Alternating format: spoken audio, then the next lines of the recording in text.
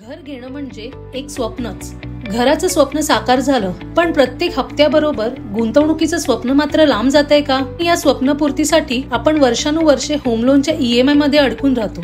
मागील वर्षभर RBI ने रेपो रेट कमी केले आणि याचा थेट फायदा होम लोन धारकांना मिळत आहे. आज जरी बचत थोडीशी वाटत असली तरी हीच ती संधी आहे SIP सुरू करून उद्याचं स्वप्न पूर्ण करण्याची आणि संपत्ती उभारण्याची.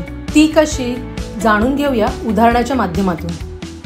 जर समजा 3 वर्षापूर्वी 50 लाखाचं होम लोन 20 वर्षांसाठी घेतलंय 9.25 या व्याजदराने आणि तुमचा EMI आहे 45,800. RBI ने मागील वर्षभरात व्याजदर कमी केल्यामुळे तुमचा व्याजदर 8.25 होऊन EMI ची रक्कम 43,300 झाली आहे.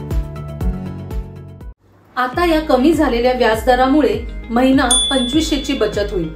ही बचत खर्च न करता SIP मध्ये गुंतवली तर, म्हणजेच 2500 रुपये महिना SIP मध्ये गुंतवले आणि दरवर्षी 10% SIP वाढवली तर 15% परताव्याने 20 वर्षात तुम्ही तब्बल 68 लाखापर्यंत कमवू शकता.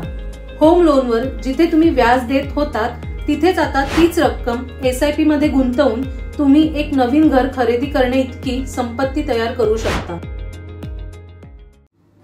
म्हणजेच थोडक्यात काय, घरासाठी घेतलेलं लोन गुंतवणुकीतूनच परत फेडता येऊ शकतं, तेही व्याजमुक्त स्वरूपात. अशा स्मार्ट स्ट्रॅटेजीने घर हे केवळ कर्जाचे ओझे न राहता आर्थिक स्वातंत्र्याचा मार्ग बनू शकतो.